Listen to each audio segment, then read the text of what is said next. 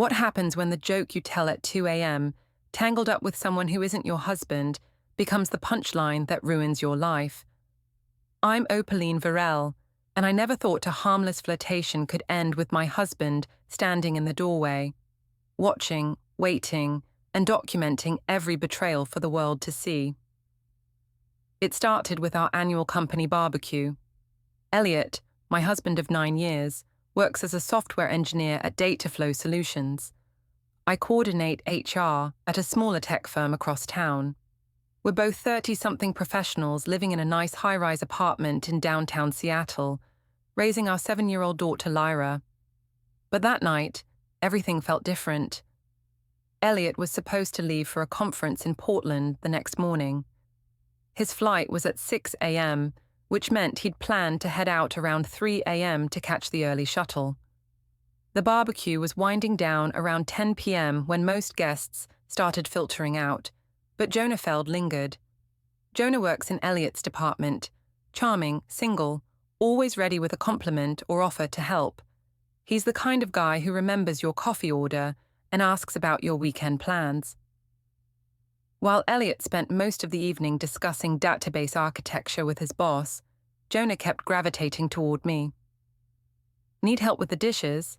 he offered as I started clearing plates from our dining table. "You don't have to do that," I said, but I was smiling. When was the last time Eliot had offered to help clean up after one of our parties? "I insist. Besides, I'm in no hurry to get home to an empty apartment." Lyra had fallen asleep on the couch around 9 p.m., and Eliot had carried her to her bedroom without a word to either of us. That was typical. He'd handle the practical stuff while I managed the social aspects. We'd developed this division of labor over the years, but lately, it felt more like we were roommates than partners. As Jonah helped me load the dishwasher, our hands brushed reaching for the same plate. He didn't pull away immediately. "You know," he said, "Eliot's lucky to have someone who throws such great parties.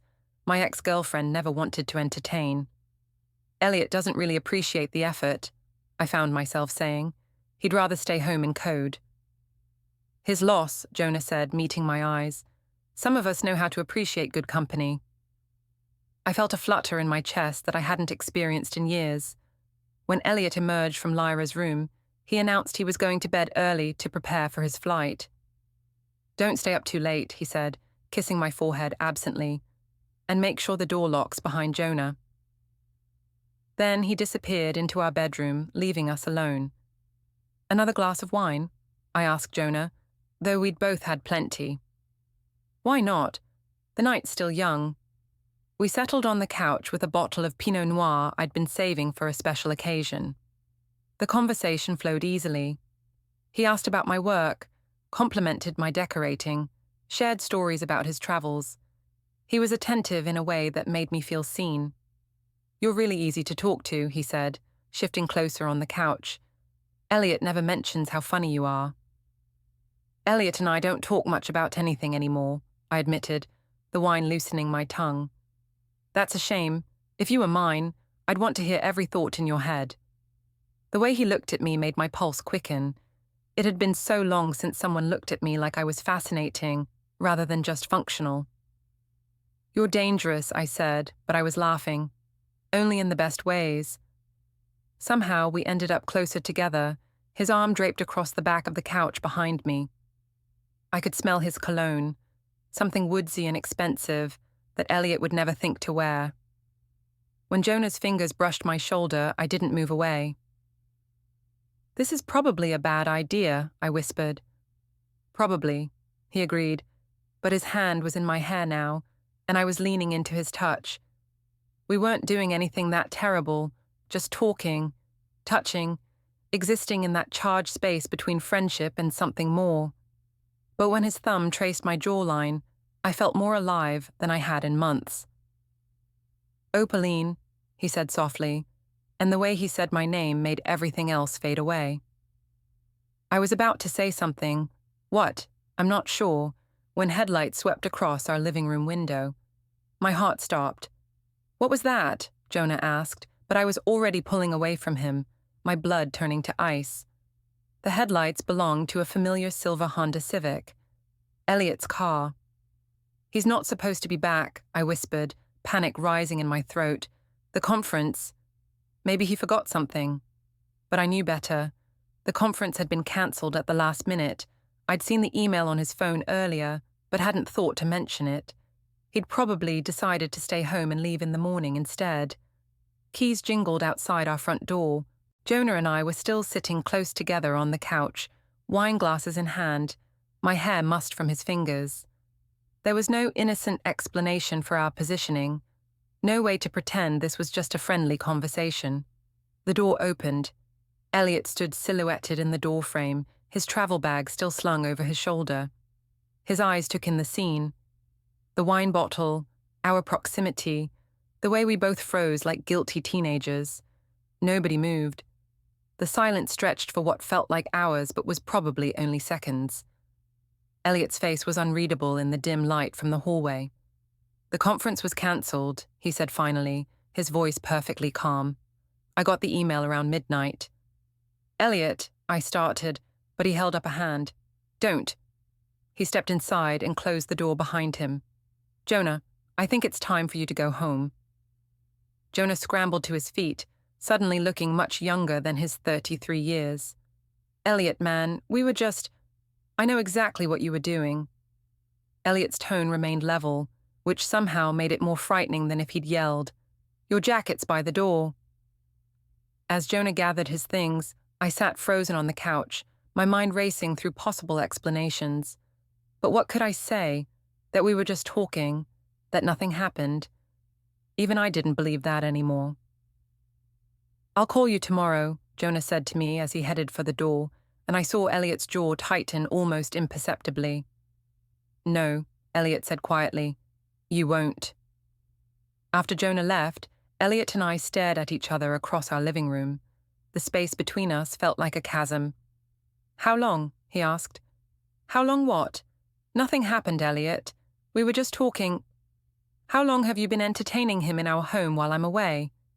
The question hit me like a slap. This was the first time. And we weren't. I mean, it's not what you think. He studied my face for a long moment, then nodded slowly. "Okay. Okay? I'm going to sleep in the guest room tonight. We'll talk in the morning." He picked up his travel bag and walked down the hall, leaving me alone with the evidence of my betrayal. 2 wine glasses, the lingering scent of Jonah's cologne, and the terrible knowledge that everything had just changed. I barely slept that night. Every time I closed my eyes, I saw Eliot's face in the doorway. Not angry, not hurt, just coldly analytical. That scared me more than shouting would have. When I woke up around 7 a.m., I could hear him moving around in the guest room. The shower ran, then stopped. I listened to his morning routine through the thin walls, the same sounds I'd heard for 9 years, but now they felt foreign. I made coffee and waited in the kitchen, rehearsing my explanation. By the time he emerged, dressed for work as if nothing had happened, I had my story straight. "Eliot, we need to talk about last night." "Do we?" He poured himself coffee without looking at me. "Nothing happened. I know how it looked, but Jonah was just helping me clean up and we had some wine and you invited him to stay until 2 a.m. while your husband was supposedly out of town. It wasn't like that." He finally looked at me, and I saw something in his eyes I'd never seen before. Not anger, but disappointment so deep it made my stomach clench. "What was it like, then?" I opened my mouth, then closed it. How could I explain the loneliness, the need to feel desired, the way Jonah made me feel like myself again, instead of just Eliot's wife and Lyra's mother? "I've been unhappy," I said finally. "We barely talk anymore. We're like strangers living in the same house." "So you decided to fix that by getting cozy with my coworker." "I didn't plan it. It just happened." "Things don't just happen, Opaline. People make choices." Lyra wandered into the kitchen then, rubbing her eyes and asking for cereal. Eliot immediately shifted into dad mode, getting her breakfast ready and asking about her plans for the day. But when she asked why he was dressed for work so early, he said he'd slept in the guest room because he'd come home late and didn't want to wake me. The lie came so easily that I wondered if he'd been practicing it. After Lyra left for school, I tried again. Can we please talk about this rationally? I think I was being perfectly rational last night, and I'm being rational now. What does that mean? It means I'm going to work, and you're going to work, and tonight we're going to have dinner with our daughter and pretend we're a normal family, because that's what adults do. And then what? I don't know yet. He left without kissing me goodbye, something he'd done every morning for 9 years. At work, I couldn't concentrate. My assistant, Rebecca, asked twice if I was feeling all right. I kept checking my phone, hoping for a text from Eliot, but nothing came. Around lunchtime, my best friend Sasha called. So, how was the party? Did Jonah end up staying late like he said he would? My blood went cold. What do you mean, like he said he would? When I talked to him yesterday, he mentioned he was planning to help you clean up, said Eliot would be leaving early for his conference, and you'd probably need the company. I felt sick. Had Jonah planned this? Had he known about the conference being cancelled? Opaline? You there? Yeah, sorry, the party was fine. Just fine? Come on, spill.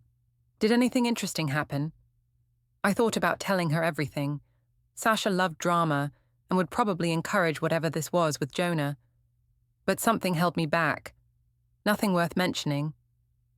That afternoon, I got a text from Jonah. Hope everything's okay. Let me know if you need to talk. I stared at the message for a long time before deleting it without responding.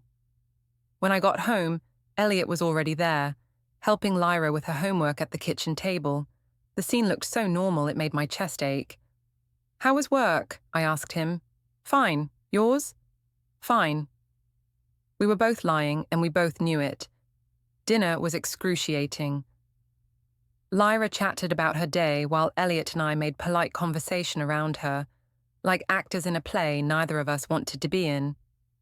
After Lyra went to bed, I found Eliot in his home office, typing on his laptop. What are you working on? Just some documentation. I moved closer and saw he was creating a spreadsheet. The columns were labeled: date, time, incident, witnesses, evidence. What is this? He closed the laptop. Nothing you need to worry about. Eliot, you're scaring me. Good. Maybe you should be scared. That night, he slept in the guest room again. When I woke up around 3 a.m. to use the bathroom, I saw light under his door and heard the quiet sound of typing. The next morning, I called my mother. Honey, what's wrong? You sound terrible. I told her everything. Well, almost everything. I left out the part about how close Jonah and I had been sitting, how his touch had made me feel. Oh, sweetheart, men can be so dramatic about these things. You don't think I did anything wrong? You had a friend over for wine. There's nothing wrong with that. Eliot's just being controlling. But he seemed so hurt. He's trying to make you feel guilty for having a social life. Don't let him manipulate you. Her words made me feel better, but only temporarily, because I knew the truth. I had crossed a line, even if I hadn't meant to. That evening, Eliot's sister Miriam called. She and I had never been close, but we maintained a polite relationship for Eliot's sake. Hi, Opaline. Is Eliot there? He's giving Lyra a bath. Can I take a message? Actually, I wanted to talk to you. Eliot mentioned you had some people over the other night. My stomach dropped. Just a small gathering. Including Jonah Feld. The way she said his name made it clear Eliot had told her more than just the basic facts. Yes, he was there. Opaline, I don't usually get involved in other people's marriages, but Eliot is my brother, and he's been through enough. What's that supposed to mean? It means maybe you should think about what you're risking before you throw away a good marriage for some excitement. She hung up before I could respond. I was furious. How dare Eliot discuss our private business with his family? How dare Miriam lecture me about my own marriage? When Eliot came out of Lyra's room, I confronted him. Your sister just called. Did she? You told her about Jonah. I told her I was having some marital difficulties. She drew her own conclusions. You had no right to discuss our private business with anyone. You're right. Just like you had no right to invite another man into our home while I was away. I didn't invite him. He offered to help, and I said yes. There's a difference. Is there? Because from where I'm standing, it looks like you made a choice to be alone with someone you're attracted to. I never said I was attracted to him. Eliot smiled, but there was no warmth in it. You didn't have to say it. It was written all over your face when I walked in. I wanted to deny it, but the words wouldn't come. Because he was right. I had been attracted to Jonah. I was still attracted to him. I can't help how I feel, I said finally. No, but you can help what you do about it. That night, I lay in our empty bed and tried to figure out how everything had gone so wrong so quickly. 3 days ago, I'd been a respectable married woman with a stable life. Now I felt like I was standing on the edge of a cliff, and I wasn't sure if I wanted to step back or jump. By the end of the week, I realized Eliot wasn't just documenting our problems. He was building a case. I discovered this when I tried to log into our joint checking account and found the password had been changed. When I confronted him, he calmly explained that he was protecting our assets during this difficult time. What difficult time? We had one argument. We had one incident that I witnessed. I don't know how many I didn't witness. There weren't any others. So you say? His calm was infuriating. I would have preferred screaming, accusations, even threats. This cold, methodical approach made me feel like I was losing my mind. At work, I found myself distracted and snappy with my colleagues. Rebecca asked again if everything was all right at home. Everything's fine, I snapped, then immediately felt guilty. Sorry, I'm just tired. That afternoon, Jonah called my office line. Hey, I've been worried about you. You haven't returned my texts. I can't talk to you right now. Come on, Opaline, we're adults. We can handle this maturely. There's nothing to handle. What happened the other night was a mistake. Was it? Because it felt pretty right to me. His voice was warm and intimate, and despite everything, I felt that same flutter in my chest. My husband is documenting everything. He's treating this like some kind of legal case. Maybe that tells you something about your marriage. What's that supposed to mean? A secure husband wouldn't react this way to his wife having a conversation with a friend. We weren't just having a conversation. No, we weren't. We were connecting. When's the last time you and Eliot connected like that? I couldn't remember, and that scared me. I have to go. Think about what you really want, Opaline. Life's too short to spend it with someone who makes you feel guilty for being human. I hung up, but his words stayed with me. That weekend, Sasha invited me to brunch. I was desperate to get out of the house and away from Eliot's watchful eyes, so I agreed. You look terrible, she said as soon as I sat down. What's going on? I told her everything, the real version this time. Her eyes grew wider with each detail. Oh my God, this is like a movie. So what are you going to do? What do you mean? About Jonah. He's clearly interested, and from what you're telling me, your marriage was over anyway. My marriage isn't over. Honey, your husband is sleeping in the guest room and documenting your every move. That's not a marriage. That's a prison. It's complicated. No, it's not. You're 34 years old. You deserve to be happy. She convinced me to post a photo on Instagram, just the two of us at brunch, looking happy and carefree. The caption read, Sunday brunch with my bestie. Sometimes you need good friends and mimosas to remind you who you are. Or self-care, or friendship, or living my best life. It was innocent enough, but I knew Eliot would see it. Part of me wanted him to see it, wanted him to know I wasn't going to skulk around feeling guilty forever. When I got home, Eliot was in his office again. Lyra was at his mother's house for the afternoon. How was brunch? He asked without looking up from his laptop. Nice. Sasha says hi. I'm sure she does. Did you tell her about your new friend? If you mean Jonah, yes. I told her about your overreaction to a completely innocent situation. He finally looked at me. Innocent? Yes, innocent. I had a friend over for wine. We talked. That's it. You had a man you're attracted to in our home while our daughter was sleeping down the hall, and you thought I was out of town. You sat close enough to him that he could touch your hair. You looked at him the way you used to look at me. The last part hit me like a physical blow. That's not... I have eyes, Opaline. I know what I saw. Fine. Maybe I was attracted to him. Maybe I enjoyed the attention. Is that such a crime? No, but acting on it is. I didn't act on anything. You would have. The certainty in his voice made me angry because I couldn't deny it. If he hadn't come home when he did, what would have happened? Would I have let Jonah kiss me? Would I have kissed him back? You don't know that. Don't I? That night, I called Jonah. I told myself I was just proving a point, that I could be friends with whoever I wanted. But when I heard his voice, I knew it was more than that. I was hoping you'd call. I can't stop thinking about what you said, about life being too short. It is too short, especially to spend it walking on eggshells around someone who doesn't appreciate you. We talked for an hour. He was funny and charming, and made me feel like the most interesting woman in the world. When Eliot came home from the grocery store and saw me on the phone, laughing at something Jonah had said, his face went completely blank. I ended the call quickly, but the damage was done. "Who was that?" he asked, though we both knew. "A friend." "The same friend who's been texting you all week?" "How do you know about that?" "I pay attention to my wife, or I used to when I thought she was still my wife." "What's that supposed to mean?" "It means I don't know who you are anymore." That hurt more than I expected it to. I'm the same person I've always been.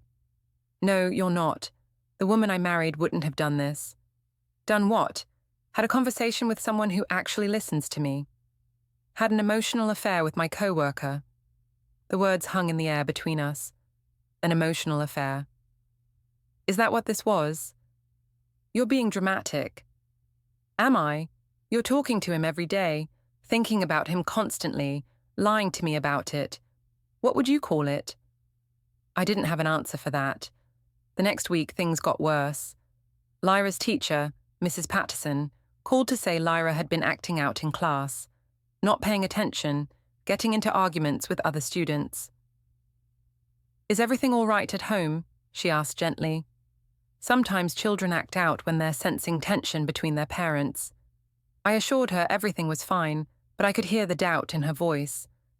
That evening, as I was tucking Lyra into bed, she asked, "Mummy, are you and Daddy getting divorced?" My heart stopped. "Why would you ask that?" "Because Daddy sleeps in the other room now and you both look sad all the time." "Daddy and I are just working through some grown-up problems. It has nothing to do with you, sweetheart." "Is it because of the man who was here the other night?" I stared at her. "What man?" "The one with the nice smell. I heard him talking to you in the living room." She'd been awake. She'd heard us. "That was just Daddy's friend from work. He was helping me clean up after the party." "Oh, okay." But she didn't look convinced. After she fell asleep, I found Eliot in the kitchen, making his lunch for the next day. Lyra asked if we're getting divorced. His hand stilled on the sandwich he was making. "What did you tell her?" "That we're working through some problems." "Are we?" I looked at him. Really looked at him. When had he gotten those lines around his eyes? When had his shoulders started carrying so much tension? "I don't know," I said honestly. He nodded slowly. "At least you're being honest now." "Eliot, I don't want our marriage to end." "Then stop talking to him." "It's not that simple." "It's exactly that simple. Choose him or choose us. You can't have both." But as I lay in bed that night, I wondered if it really was that simple. Could I just turn off these feelings? Could I go back to being satisfied with a marriage that had felt empty for so long? And more importantly, did I want to? 2 weeks after the incident, I made a decision that would change everything. I agreed to meet Jonah for coffee. I told myself it was innocent, just two adults having a conversation. But I chose a cafe across town, where I was unlikely to run into anyone I knew, and I spent an hour getting ready, changing clothes 3 times. Jonah was already there when I arrived, sitting at a corner table with 2 cups of coffee. He stood when he saw me, and for a moment, I felt like I was on a real date instead of a married woman sneaking around. "You look beautiful," he said, and I felt that familiar flutter. "Thank you." We sat down, and for the first few minutes, we made small talk about work, the weather, anything but the elephant in the room. But eventually, he leaned forward and took my hand. "I've missed talking to you. We talked on the phone just yesterday. It's not the same. I missed seeing your face when you laugh." I should have pulled my hand away, but I didn't. His touch felt warm and safe and exciting all at once. "This is complicated, Jonah." "Only because you're making it complicated." "What do you want, Opaline? Not what Eliot wants, not what's expected of you. What do you want?" It was such a simple question, but I realized no one had asked me that in years. What did I want? "I want to feel alive again," I said finally. "I want to feel like myself instead of just someone's wife and someone's mother." "You are alive. You're vibrant and funny and intelligent. Eliot just can't see it anymore. Maybe he never could. Then maybe it's time to find someone who can." He squeezed my hand, and I felt something shift inside me. A door opening, or maybe a wall coming down. We talked for 2 hours. He told me about his dreams of starting his own consulting firm, his love of travel, his plans to buy a house with a big garden. He asked about my goals, my interests, things Eliot hadn't asked about in years. When it was time to leave, he walked me to my car. "I want to see you again," he said. "I don't know if that's a good idea." Life is full of bad ideas that turn out to be the best decisions we ever make. He kissed my cheek, letting his lips linger just a moment longer than appropriate. I drove home in a daze, my skin still tingling where he'd touched me. Eliot was in his office when I got back, but he looked up when I walked past his door. "How was your afternoon?" "Fine, I ran some errands." "Which errands?" The question caught me off guard. "Just shopping, boring stuff." He nodded and went back to his laptop, but I caught him watching me through the reflection in his monitor. That night, I couldn't sleep. I kept thinking about Jonah's question. What did I want? For the first time in years, I felt like I was on the verge of figuring that out. The next day at work, I got called into my boss's office. "Opaline, we need to talk about your social media presence." My stomach dropped. "What about it?" "Some of your recent posts have been concerning. The company has a policy about maintaining professional standards, even on personal accounts." She showed me my Instagram feed on her computer. The brunch photo with Sasha looked different now. My smile too bright, my caption too defiant. There were other photos too, ones I'd posted over the past few weeks without thinking. Me at a wine bar with friends, looking carefree. Me at the gym, glowing with endorphins. Me living my life while my marriage fell apart. I don't see the problem. The problem is that several people have reached out with concerns about your behavior. There are rumors, Opaline, about you and a married colleague's husband. I felt the blood drain from my face. That's ridiculous, and completely inappropriate workplace gossip. Maybe so, but perception matters in HR. You know that. I wanted to argue, to defend myself, but what could I say? The rumors weren't entirely wrong. "I'll be more mindful of my posts." "See that you do. And Opaline, whatever's going on in your personal life, don't let it affect your professional reputation. You've worked too hard to throw it all away." I left her office feeling humiliated and angry. How dare people gossip about me? How dare they judge my life when they didn't know anything about my marriage? I called Sasha from my car. "Did you tell people about Jonah?" "What?" "No. Well, maybe I mentioned it to a few friends, but..." "A few friends." "Opaline, calm down. It's not like it's a secret. You were practically glowing when you talked about him at brunch." "It was supposed to be private." "Honey, nothing's private in this town. You know that." I hung up feeling betrayed and exposed. My phone buzzed with a text from Jonah. Thinking about you. Hope you're having a good day. Instead of deleting it like I had with his previous messages, I responded, Not really. Can we talk tonight? Of course. My place or neutral territory. The smart answer would have been neutral territory.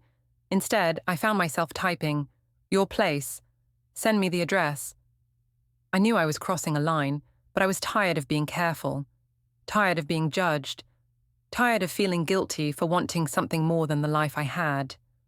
That evening, I told Eliot I was going to Sasha's for a girls' night. On a Tuesday.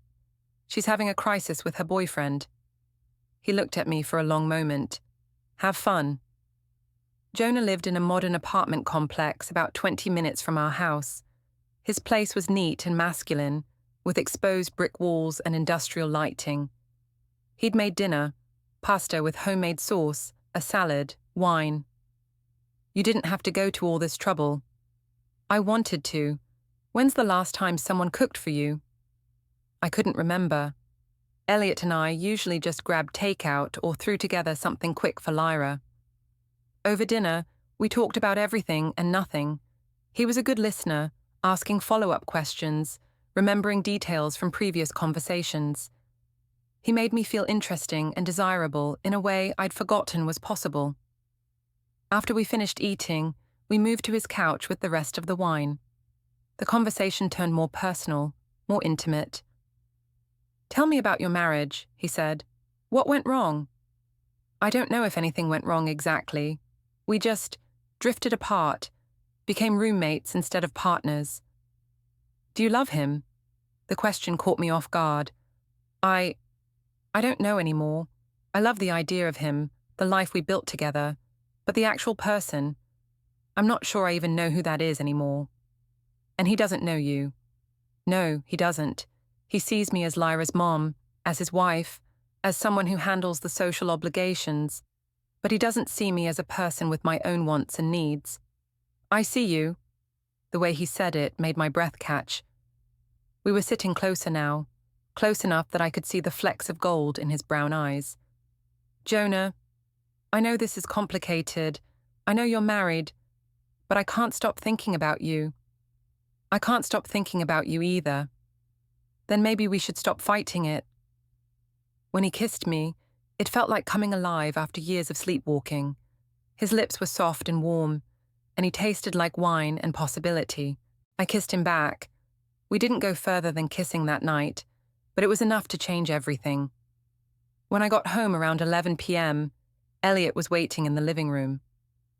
How's Sasha? She's better. We talked through her problems. Good. I'm glad you could help her.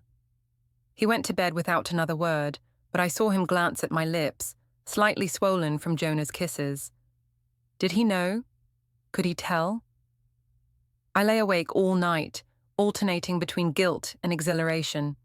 I'd crossed a line I couldn't uncross, and I wasn't sure I wanted to. The next morning, Eliot was gone before I woke up. There was a note on the kitchen counter. Taking Lyra to school. We'll be working late tonight. Dinner's in the fridge. It was the first time in 9 years of marriage that he'd left me a note, instead of saying goodbye in person. The kiss changed everything. Not just between Jonah and me, but in every aspect of my life. It was as if I'd been wearing a mask for years, and now that it had slipped, everyone could see who I really was underneath. The first sign came at Lyra's school pickup. I was waiting in the usual spot when another mother, Patricia, approached me. Opaline, hi. How are you doing? Something in her tone put me on edge.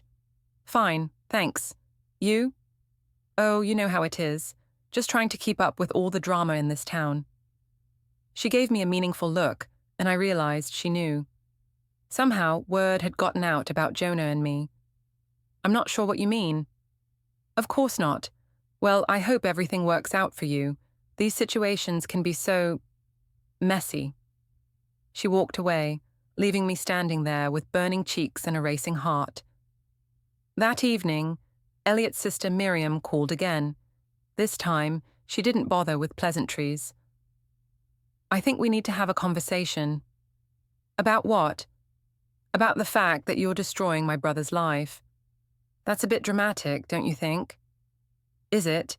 Because from where I'm sitting, you're having an affair with his coworker while he's trying to hold your family together. I'm not having an affair. Then what would you call it? I didn't answer, because I didn't know what to call it anymore. Eliot is a good man, Opaline. He's been a good husband to you and a good father to Lyra. He doesn't deserve this. You don't know anything about our marriage. I know enough. I know he's been sleeping in the guest room for 3 weeks. I know he's documenting everything because he's afraid you're going to try to take Lyra away from him. I know he's been crying. That last part hit me like a punch to the gut. Eliot crying. I'd never seen him cry, not even when his father died. You're lying. Am I? When's the last time you really looked at your husband? Really saw him? After she hung up, I found myself studying Eliot when he came home from work. Had he lost weight? Were those dark circles under his eyes? When had his shoulders started slumping like that? How was your day? I asked, trying to inject some warmth into my voice. Fine. Want to talk about it? He looked at me with surprise. Not particularly. We used to talk about our days. That was before. Before what? Before you decided you'd rather talk to someone else. The accusation hung between us. I wanted to deny it, but we both knew it was true. I had been talking to Jonah about things I used to share with Eliot. When had that started? That weekend, we were supposed to attend a barbecue at Eliot's colleague's house. I'd been dreading it because I knew Jonah would be there, but I also found myself looking forward to seeing him. The party was awkward from the moment we arrived. People kept giving us strange looks, and conversations would stop when we approached. It was clear that rumors about us had spread through Eliot's workplace. Jonah was there with a date, a pretty blonde woman I didn't recognize. When he introduced her as his girlfriend, I felt a stab of jealousy so sharp it took my breath away. Opaline, this is Jessica. Jess, this is Opaline, Eliot's wife. Nice to meet you, Jessica said with a bright smile. Jonah's told me so much about your family. I managed to smile back, but inside I was reeling. His girlfriend, when had that happened? Later, when Eliot was deep in conversation with some other engineers, Jonah approached me at the drink table. You look beautiful tonight, he said quietly. You brought a date. I had to. People were starting to talk. About us? About me being interested in a married woman. I figured it was better to deflect some attention. Is she real? I mean, are you actually dating her? Does it matter? The question stung because I realized it did matter. More than it should have. I thought what happened the other night meant something. It did mean something. It meant everything. But we have to be smart about this. Smart how? Patient. Careful. This isn't going away overnight. I wanted to ask what this was, but Eliot appeared at my elbow. Ready to go? He asked. Already? We just got here. I think we've made enough of an appearance. As we were leaving, I heard someone behind us whisper, Poor Eliot. I heard she's been carrying on with that Jonah guy for months. Eliot's jaw tightened, but he didn't say anything until we were in the car. How long? He asked. How long what? How long have you been sleeping with him? I'm not sleeping with him. But you want to be. I couldn't deny that, so I said nothing. I've been thinking, he said as we pulled into our driveway. Maybe we should consider counseling. Counseling? Marriage counseling, to see if we can work through this. Part of me wanted to say yes, to try to save what we'd built together. But another part of me, the part that had come alive in Jonah's arms, recoiled at the idea. I don't know if counseling can fix this. So you're not even willing to try. I didn't say that. Then what are you saying? I'm saying I don't know what I want anymore. He was quiet for a long moment. Well, when you figure it out, let me know. Because I can't keep living like this. That night I called Jonah. I saw you with her tonight. Jessica, she's just a friend. She seemed like more than a friend. Are you jealous? Yes, I admitted. Good. Maybe now you understand how I feel every night, knowing you're going home to another man. It's not the same thing. Isn't it? We talked for an hour, and by the end of the conversation, I felt more confused than ever. He was right. How could I be jealous when I was the one who was married? The next week, things came to a head at work. My boss called me in again, this time with HR present. Opaline, we've received several complaints about your conduct. What kind of complaints? Inappropriate use of company resources, unprofessional social media posts, and conduct unbecoming of an HR representative. That's ridiculous. What specifically am I supposed to have done? You've been using company time and equipment to conduct personal business. You've made posts on social media that reflect poorly on the company. And there are allegations of an inappropriate relationship with an employee at a partner company. I felt the walls closing in. These are all rumors and speculation. Maybe so, but in HR, perception is reality. We're placing you on administrative leave pending a full investigation. I left the office in a daze. In one morning, I'd gone from a respected professional to a woman on administrative leave for misconduct. When I got home, I found Eliot in his office, surrounded by papers. What's all this? Financial records, asset documentation, legal research. Legal research for what? He looked up at me with tired eyes. For our divorce. The word hit me like a physical blow.